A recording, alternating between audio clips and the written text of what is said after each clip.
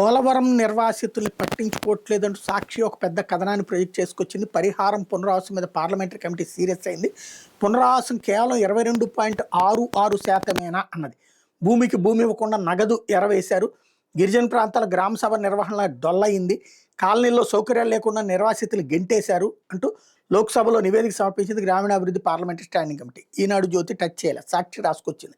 జాతీయ ప్రాజెక్టు పోలవరం కోసం సర్వస్వం కోల్పోయిన నిర్వాసితుల బతుకులు మాత్రం ఎక్కడ వేసిన గొంగళి అక్కడే ఉన్నట్టున్నాయని గ్రామీణాభివృద్ధి పార్లమెంటరీ స్టాండింగ్ కమిటీ ఆగ్రహం వ్యక్తం చేసింది. నిర్వాసితులకు న్యాయం చేయడం లేదని కమిటీ లోక్సభకు సమర్పించిన 24వ నివేదికలో తీవ్రస్థాయిలో మండిపడింది. గిరిజనులకు చట్ట ప్రకారం దక్కాల్సిన భూమికి భూమి హక్కును కాలరాస్తున్నారని, పునరావాస ప్యాకేజ్ R&R అమల్లో తీవ్రమైన లోపాలున్నాయని చెప్పింది. 2024 నవంబర్ నాటికి పోలవరం ప్రాజెక్టు పనులు ఓవరాల్గా 53.47%, హెడ్వర్క్స్ 74.27%, ప్రధాన డ్యామ్ పనులు 75.6% పూర్తయ్యాయని తెలిపింది. కానీ ప్రాజెక్టులో అతి ముఖ్యమైన భూసేకరణ పునరావాసం పనులు మాత్రం 22.66% మాత్రమే పూర్తయ్యాయని చెప్పింది. ప్రాజెక్టు నిర్మాణం చివరి దశకి చేరుకుంటున్నప్పటికీ నిర్వాసితులకు పరిహారం ఇవ్వడంలో ఎందుకు ఇంత నిర్లక్ష్యం వహిస్తున్నారని కమిటీ రాష్ట్ర ప్రభుత్వాన్ని నిలదీసింది. పోలవరం ప్రాజెక్టు వల్ల ఆంధ్రప్రదేశ్లోని ఏలూరు, అల్లూరు సీతారామరాజు జిల్లాలోని సుమారు 371 ఆవాసాలు, 222 రెవెన్యూ గ్రామాలు ముంపుకు గురవుతున్నాయని చెప్పింది. పోలవరం ముంపులో 1,06,006 కుటుంబాల్లో సగానికి పైగా 56,504 కుటుంబాలు గిరిజనులే ఉన్నారని పేర్కొంది. 2013 భూసేకరణ చట్టం సెక్షన్ 41, 42 ప్రకారం గిరిజన కుటుంబాలు భూమి కోల్పోతే వాళ్ళకి ప్రత్యామ్నాయంగా సాగు భూమి ఇవ్వాలని, కానీ క్షేత్రస్థాయిలో ఇది అమలు కావడం లేదని చెప్పింది. తగిన భూమి దొరకలేదని సాగుతో గిరిజనులకు నచ్చజెప్పి నగదు పరిహారాన్ని అంటగడుతున్నాయని, ఇది స్వచ్ఛందంగా జరుగుతున్నట్టు కనిపించడం లేదని పేర్కొంది.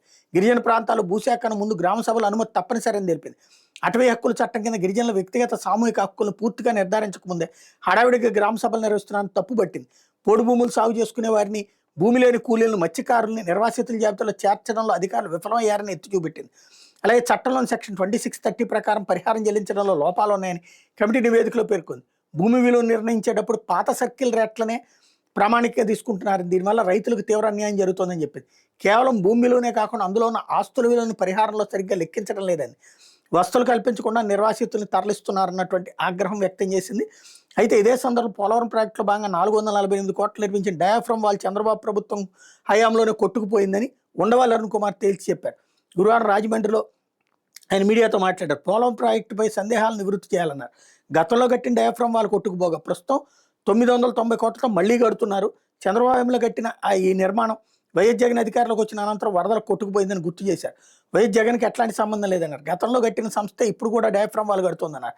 అంత పెద్ద డ్యామేజ్ జరిగిన ఎందుకు విచారణ జరిపించడం లేదని, బాధ్యులపై చర్యలు ఎందుకు తీసుకోవడం లేదని చంద్రబాబు ప్రశ్నించారు. ఇప్పుడు కట్టినా ఉంటుందా పోతుందా అని అనుమానం కలుగుతోందని, దీని మీద స్పష్టత ఇవ్వాలని డిమాండ్ చేశారు. వాస్తవ పరిస్థితి ఎందుకు కప్పిపుచ్చుతున్నారని ప్రశ్నించారు. మీడియాను తీసుకుని పోలవరం వెళ్తానంటే తనతో పాటు నలుగురికి మాత్రం అనుమతి ఇవ్వడం ఏంటంటూ నిలదీశారు. ధవళేశ్వరం ఇరిగేషన్ కార్యాలయంలో అధికారులతో ప్రజలకు ముఖాముఖి ఏర్పాటు చేసి అనుమానాలు నివృత్తి చేయాలని డిమాండ్ చేశారు. Panel of experts committee project పనులను పరిశీలించి అక్టోబర్లో నివేదిక ఇచ్చిందని ఉండవల్లి చెప్పారు. అందులో ఏముందో వెల్లడించలేదన్నారు. ఆ నివేదిక కాపిప్పించాలంటే న్యాయవాది రమేష్ సమాచార చట్టం ద్వారా కోరారన్నారు. ఆ నివేదిక ఎవరికైనా ఇస్తే కాపీరైట్ చట్టం కిందకు వస్తుందని రిప్లై ఇవ్వడం విడ్డూరంగా ఉందన్నారు.